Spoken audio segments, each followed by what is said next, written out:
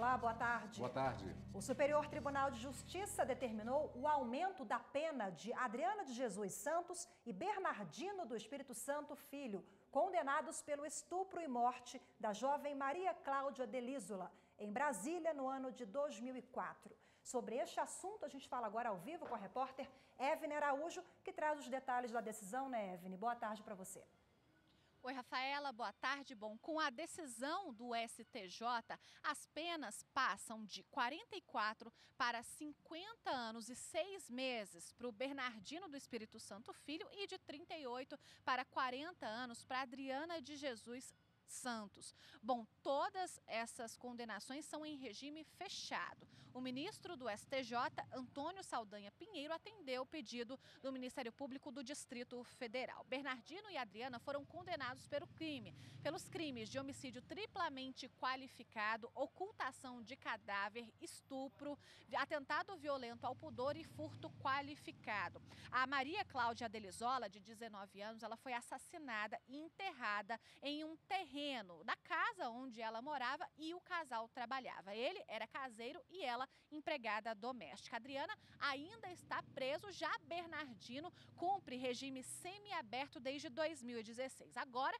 com a decisão do Superior Tribunal de Justiça, a situação deles vai ser reavaliada. Voltamos ao estúdio. Obrigado, Evne. Polícia Federal e Receita Federal cumprem nesta quarta-feira 13 mandados de busca e apreensão em São Paulo, Mato Grosso e Paraná. A investigação apura supostos crimes de lavagem de dinheiro e evasão de divisas de recursos frutos de contrabando. Além disso, a Receita também fiscaliza empresas associadas ao grupo investigado. Os mandados foram expedidos pela Justiça do Mato Grosso, que determinou ainda o sequestro de 11 fazendas no estado, que foram avaliadas em mais de 250 milhões de reais. As investigações prosseguem sob segredo de justiça. Mário Seabra Soares se apresentou nesta quarta-feira na Superintendência da Polícia Federal em Curitiba. Ele teve a prisão decretada pela Terceira Vara Federal do Estado. Soares foi alvo da Operação Sem Fundos, da 56ª fase da Operação Lava Jato. O acusado teve a prisão decretada em novembro de 2018, mas em dezembro do mesmo ano conseguiu uma liminar no STJ. No dia 27 de março, agora, a decisão foi derrubada. Soares vai ficar sob custódia da Polícia Federal à disposição da Justiça. E hoje é quarta-feira, dia de sessão no Supremo Tribunal Federal. O plenário do STF deve julgar hoje recurso extraordinário que pode reconhecer ou não o direito do amante à pensão em união estável heterossexual e em união homoafetiva. O relator do processo, que está em segredo de justiça, é o ministro Alexandre de Moraes. O recurso extraordinário discute se relacionamentos extraconjugais também podem ser reconhecidos do ponto de vista jurídico. Caso a relação fora da união seja de fato reconhecida, o amante também deve ter direito à pensão por morte. O STF já reconheceu que a questão é de repercussão geral, ou seja, a decisão tomada pelos ministros será a mesma para todos os processos semelhantes que tramitam na Justiça. Justamente por isso, esta advogada acredita que a determinação abre precedentes e vai contemplar ainda relacionamentos heterossexuais. O direito previdenciário é a porta que se abre para pretensões em outros ramos do direito, né? Se pensarmos que amantes podem ter direitos previdenciários, amantes podem ter direito à partilha de bens num casamento ou numa união estável, amantes podem ter direito à pensão alimentícia numa relação privada, amantes podem ter direitos sucessórios, direito à herança, como uma pessoa casada ou como uma pessoa que vive em união estável.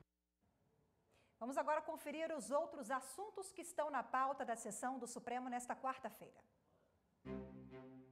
Ordem social é o tema com o maior número de processos na sessão desta quarta-feira, começando com a ação contra a lei do Amapá, que dispõe sobre licença ambiental única para atividades e empreendimentos de agronegócio. Outra ação direta de inconstitucionalidade é contra dispositivo de lei federal que admite o uso de aeronaves para dispersão de substâncias químicas no combate ao mosquito Aedes aegypti. Em seguida, recurso sobre reconhecimento jurídico de união estável e de relação homoafetiva paralela com rateio de pensão por morte. Em outro recurso, o julgamento sobre se é possível receber benefício de aposentadoria especial quando o segurado permanece no exercício de atividades laborais nocivas à saúde. Na pauta ainda, julgamento conjunto de 2 ADIs, que questionam dispositivos da reforma da Previdência. Contribuições fecha a pauta original do dia com recurso em ação sobre compensação de subsídios pagos a ocupantes de mandato eletivo. Mais informações sobre a pauta de julgamentos no site do Supremo Tribunal Federal, stf.jus.br. E a partir de hoje, Cadu, tem novidade na transmissão das sessões plenárias do Supremo Tribunal Federal. Pois é, agora elas terão mais um recurso de acessibilidade, a audiodescrição. Os profissionais que vão prestar o serviço vão acompanhar daqui os julgamentos e fazer a audiodescrição em tempo real. A narrativa dá uma melhor compreensão das sessões para as pessoas com deficiência visual. Análise do recurso 494601. Fala agora Luiz Roberto Barroso, ministro do Supremo Tribunal Federal. Hoje as sessões já contam com a tradução em Libras e o closed caption. Agora, a audiodescrição reforça o compromisso do Supremo em fazer cumprir a Lei Brasileira de Inclusão, em vigor desde 2015 e que prevê todos esses recursos. Estaremos logo mais lá no Direto do Plenário. E a seguir, vítimas de violência doméstica ganham mais um aliado para manter os agressores distantes.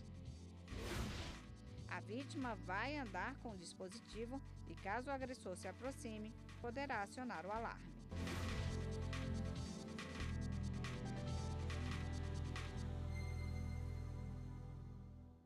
A Associação dos Magistrados de Pernambuco se manifestou a favor da campanha Fake News Não, promovida pelo Conselho Nacional de Justiça. A iniciativa tem como objetivo acabar com a divulgação de boatos e falsas notícias compartilhadas na internet. E para isso já estão sendo usadas as hashtags Fake News Não e Fake News Perigo Real. Nós, da Associação dos Magistrados do Estado de Pernambuco, estamos engajados nessa campanha, pois é um dever de todo cidadão filtrar as mensagens que replica nas redes sociais e evitar a disseminação de fake news, pois elas distorcem a realidade, muitas vezes transformam mentiras em verdades e causam prejuízos irreparáveis. Portanto, não só estamos engajados nessa campanha, como vamos cada vez mais combater o uso das fake news nas redes sociais. E o Corregedor Nacional de Justiça, ministro Humberto Martins, determinou a apuração de possível infração disciplinar praticada pelo desembargador Jaime Machado Júnior, do Tribunal de Justiça de Santa Catarina. Em um vídeo divulgado nas redes sociais, ele aparece ao lado do cantor Leonardo, citando o nome de colegas do tribunal com dizeres inapropriados. A instauração do procedimento atende a um memorando da conselheira Iracema Vale, que aponta o magistrado como o autor de palavras profanas contra as mulheres. Em nota, o desembargador Jaime Machado Júnior admitiu o erro, considerando as palavras inadequadas e também reconheceu ter se portado de maneira errada. O prazo para a conclusão do procedimento de apuração é de 15 dias. Agora vamos para os assuntos da Justiça Eleitoral. O Tribunal Superior Eleitoral julgou as contas do Solidariedade do PPS. Os dois partidos vão ter que devolver dinheiro aos cofres públicos. O plenário ainda determinou a suspensão do repasse de 2 cotas do fundo partidário. O ministro Tarcísio Vieira de Carvalho Neto foi o relator da prestação de contas referente a 2013 do Partido Popular Socialista. Ele encontrou irregularidades na comprovação de despesas com combustível e de pagamentos a trabalhadores autônomos. O relator ainda afirmou que o PPS não destinou em 2013 a quantia mínima determinada por lei para promover a participação feminina na política. Como o total das irregularidades ultrapassou 15% das verbas do fundo partidário recebidas pela legenda, o ministro votou pela desaprovação das contas do PPS. Além disso, a sigla deverá devolver mais de R$1.100.000 aos cofres da União. O voto foi acompanhado pelo plenário. A minha proposta é de desaprovação das contas, com determinação de ressarcimento ao erário, não no montante indicado pela ACEPA, que superava a casa dos 2 milhões, mas no montante de R$1.110.000, 193,22 centavos, devidamente atualizado e com recursos próprios, e suspensão das contas do fundo partidário por 2 meses, conforme o artigo 37, parágrafo 3º da Lei 90/96, a ser cumprida de forma parcelada, na linha de precedentes específicos da Casa, em 4 meses, com valores iguais e consecutivamente, à luz dos princípios da proporcionalidade e da razoabilidade. A prestação de contas referentes a 2013 do Solidariedade foi relatada pelo vice-presidente do TSE, ministro Luiz Roberto Barroso. Ao votar, o ministro afirmou que a legenda descreveu pagamentos de forma genérica e usou recursos do fundo partidário para pagar multas e juros, o que é proibido por lei. O Solidariedade também deixou de aplicar o mínimo de 5% do total recebido para a promoção da participação das mulheres na política. Mas o relator considerou que as irregularidades corresponderam a uma pequena parte da quantia recebida pelo partido em 2013 e votou pela aprovação com ressalvas das contas do Solidariedade. Ele foi acompanhado pelo plenário. O montante das irregularidades sujeitas a ressarcimento ao erário foi de R$ 480,50, correspondente a 0,37% dos recursos recebidos do fundo partidário.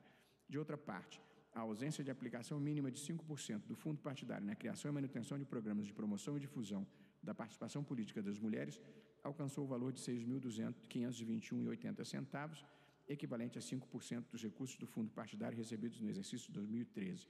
Logo, as irregularidades em seu conjunto correspondem a 5,37% dos recursos recebidos pela agremiação. Esse valor, embora significativo, não acarreta a desaprovação das contas, uma vez que não compromete a sua regularidade e transparência. O plenário negou provimento a 2 representações em que a coligação O Povo Feliz de Novo, que teve Fernando Haddad como candidato à presidência da República no ano passado, pedia direito de resposta ao Facebook, ao Google, ao Twitter e a outras empresas, além da aplicação de multa. A coligação afirmava que as companhias veicularam notícias falsas e difamatórias durante a campanha eleitoral. Ao apresentar voto vista, o ministro Edson Fachin manteve a jurisprudência da Corte de que ações que pedem direito de resposta perdem o objeto após o período eleitoral. Esse dispositivo do parágrafo 6º do artigo 33 da Resolução 2355, que impõe esta solução pela sua obediência estrita, pode futuramente vir a ser objeto de discussão, tendo em vista que a natureza do direito protegido, que é um direito inerente à pessoa, e a própria esfera da subjetividade poderiam assegurar uma espécie de ultratividade, ou seja, de uma eficácia que se mantém nada obstante fim do período eleitoral. A Secretaria de Segurança Pública do Distrito Federal vai disponibilizar um aparelho para vítimas de violência doméstica. Pois é, Rafael, essas mulheres poderão acionar a polícia em caso de novas ameaças.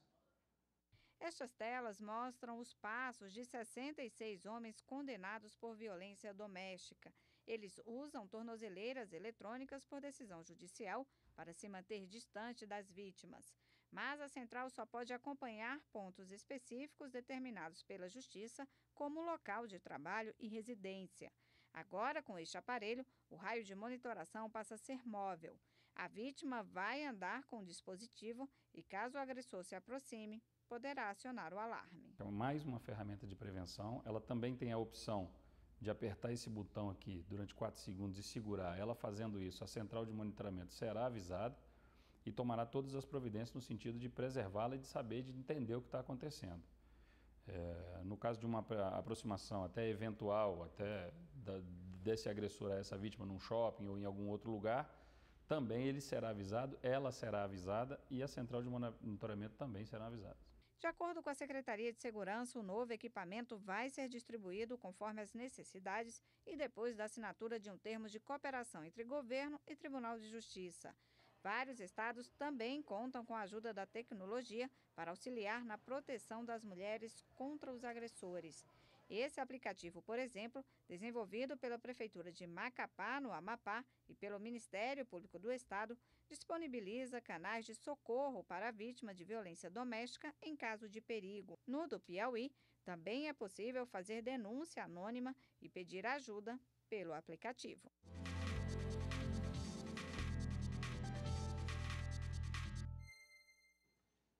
E para falar mais sobre esse assunto, recebemos aqui em nossos estúdios da TV Justiça a diretora de Gênero do Fórum de Mulheres do Mercosul, doutora Lúcia Bessa, a quem eu agradeço pela presença aqui na TV Justiça. Doutora. Eu que agradeço.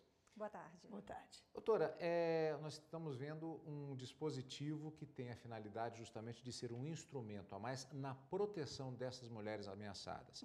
Vem a questão, há um número maior de denúncias, pelo menos é o que temos noticiado a respeito disso. Sem dúvida. Isso significa uma confiança maior em relação ao sistema como um todo de proteção ou, na verdade, isso poderia ser até melhor? Sem dúvida nenhuma, né? As mulheres têm denunciado, sim, porque acreditam na Lei Maria da Penha. Mas, paralelo a isso, muitas mulheres ainda continuam morrendo nas mãos dos homens que elas escolheram para ser seu companheiro, seu amado, seu marido, por não ter a confiança nos equipamentos públicos que o Estado possui para livrá-la do ciclo de violência. Agora, é evidente que todo mecanismo que for para proteger a mulher que vive em situação de vulnerabilidade e de violência é sempre bem-vindo. Esses instrumentos que vimos agora há pouco na reportagem, esse mecanismo do uso de tornozeleiras ou dispositivo de segurança, Exato. São eficientes? Podem combater? Sim, podem enfrentar essa violência e prevenir outras violências. Porque esse equipamento só será disponibilizado para a vítima e o agressor, como o próprio nome já diz, quando já aconteceu a violência. Temos que trabalhar não só no enfrentamento e no combate, mas também na prevenção da violência. No Brasil todo nós temos situações diferenciadas, instrumentos públicos, instrumentos no sentido, por exemplo, de estabelecimentos para recebimento de mulheres, mas ainda é pouco. Sem dúvida nenhuma. O que nós temos visto nesse país é que as vidas das nossas mulheres, as nossas vidas, não têm sido prioridade, porque nós estamos morrendo todos os dias. E quando nós temos o ápice da violência, que é o feminicídio, as nossas vidas já estão sendo ceifadas todos os dias, com um calar a boca, com um constrangimento, com um vexame, com o tapa. Então, o que o Estado precisa é entender que o seu papel é de salvar e salvaguardar a vida das mulheres desse país. Doutora Lúcia, qual é o maior gargalo para dar efetividade à lei? Seria a falta de estrutura em relação a medidas protetivas, por exemplo, ou a casa de acolhimento? O que falta para a gente avançar? Nós precisamos fortalecer os equipamentos públicos que nós já temos. Nós temos equipamentos públicos extremamente hábeis, extremamente competentes para livrar a mulher daquele momento crucial. Mas nós precisamos fortalecer esses equipamentos. Nós precisamos que esses equipamentos tenham servidoras e servidores sensibilizados com esse trato. Porque a violência contra a mulher, ela tem um diferencial. Quando a mulher, ela rompe o momento crucial para procurar um equipamento público, queridas e queridos, ela já está enfrentando ela própria, porque ela já foi violentada fisicamente, psicologicamente, e ela precisa encontrar do outro lado a quem deve guardar e oferecer acolhimento e abrigamento à sua vida, uma pessoa sensibilizada, uma pessoa que saiba olhar para ela e ver que atrás daquela mulher sofrida, ensanguentada, moral e fisicamente, tem família, tem filhos e filhas que podem vir a ficar órfãos e órfãs se alcançar o ápice da violência, que é o feminicídio. Doutora, eu sou da época da implantação da primeira delegacia da mulher aqui no Distrito Federal. E até aquela época, e algum tempo depois, uma grande queixa era da preparação, particularmente dos policiais homens, no atendimento dessas situações.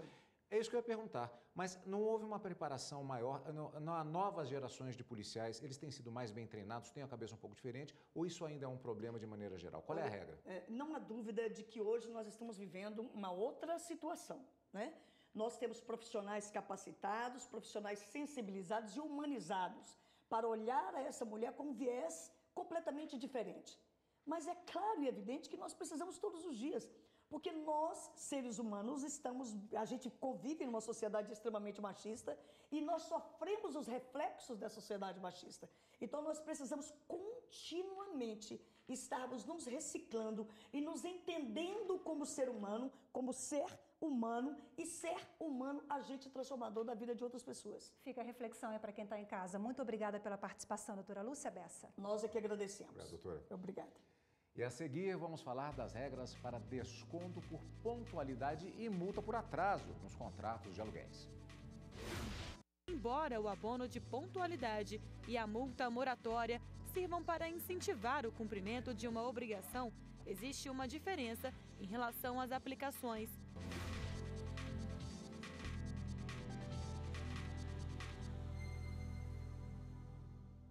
A sexta turma do Tribunal Superior do Trabalho condenou as Casas Bahia ao pagamento de pensão mensal ao empregado afastado por doença ocupacional.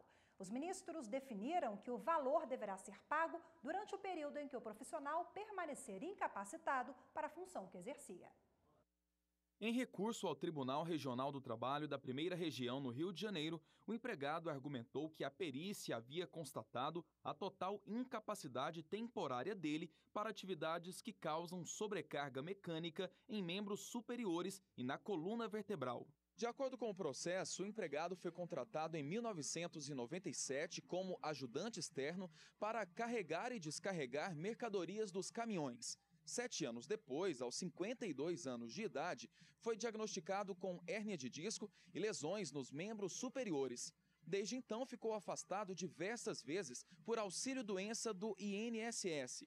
Para o TRT, o laudo pericial demonstrou que o problema havia sido adquirido por conta do esforço físico exagerado durante o trabalho. Assim, estaria enquadrado como doença ocupacional, equiparada a acidente de trabalho pela Lei 8.213 de 1991.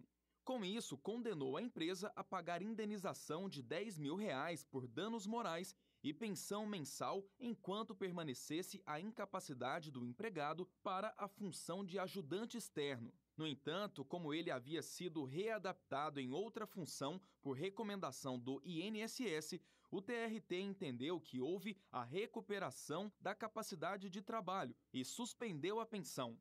O profissional recorreu ao Tribunal Superior do Trabalho. Sustentou que, apesar de ter sido readaptado, a incapacidade para o cargo de origem permanece. Por isso, pediu para continuar recebendo o valor referente à pensão mensal. A sexta turma entendeu que a previsão de pagamento mensal enquanto perdurar a incapacidade se refere à função que era exercida pelo empregado antes da doença ocupacional e que nada tem a ver com a readaptação em outro setor da empresa. Assim, o fato dele trabalhar em função diferente não significa recuperação, pelo contrário, confirma a incapacidade para a atividade anteriormente exercida. Sendo assim, a turma, por unanimidade, considerou devido o pagamento de pensão mensal ao empregado enquanto ele permanecer incapacitado para a função de origem. O desconto para pagamento de aluguel feito dentro do prazo não impede a cobrança de multa por atraso. Foi o que decidiu o Superior Tribunal de Justiça. Como forma de incentivar o pagamento das mensalidades sem atraso, muita gente estabelece o abono de pontualidade no contrato de aluguel. O desconto pode variar de 10% a 20%. É um ato de dar um incentivo a quem tem a obrigação de pagar, realizar tal pagamento dentro do prazo estabelecido. No caso analisado, um locador entrou na justiça com ação de despejo por falta de pagamento, com cobrança de aluguéis e taxas. O contrato de locação estabelecido definia tanto uma política de desconto de 20% em caso de pontualidade no pagamento, quanto uma multa de 10% em caso de atraso. Em primeira instância, os pedidos foram aceitos. O contrato de aluguel então foi rescindido e os inquilinos foram condenados ao pagamento dos aluguéis vencidos, acrescidos de multa moratória. Já o Tribunal de Justiça do Paraná determinou a exclusão da multa, por entender que houve duplicidade na cobrança. Mas na terceira turma do Superior Tribunal de Justiça, o entendimento foi outro. A relatora do caso, ministra Nancy Andrighi, observou que, embora o abono de pontualidade e a multa moratória sirvam para incentivar o cumprimento de uma obrigação, existe uma diferença em relação às aplicações. Enquanto o abono é uma sanção positiva, que tem a finalidade de recompensar o pagamento do aluguel adiantado ou na data combinada, a multa é uma sanção negativa, aplicada em casos de inadimplência e busca punir o devedor. Com o provimento do recurso, a ministra determinou que, além de perder o abono de pontualidade, os inquilinos devem pagar os aluguéis em atraso com a multa de 10% sobre o valor. A decisão foi unânime. E esta edição do Jornal da Justiça fica por aqui. Muito obrigada pela sua companhia, boa tarde e até amanhã. Obrigado pela companhia e eu convido a acompanhar logo mais às 2 da tarde a sessão de julgamentos do STF no Direto do Plenário. E hoje haverá uma sessão solene em que o presidente da Câmara dos Deputados deve acompanhar a entrega de manifesto da sociedade civil em apoio ao Supremo Tribunal Federal. Não perca!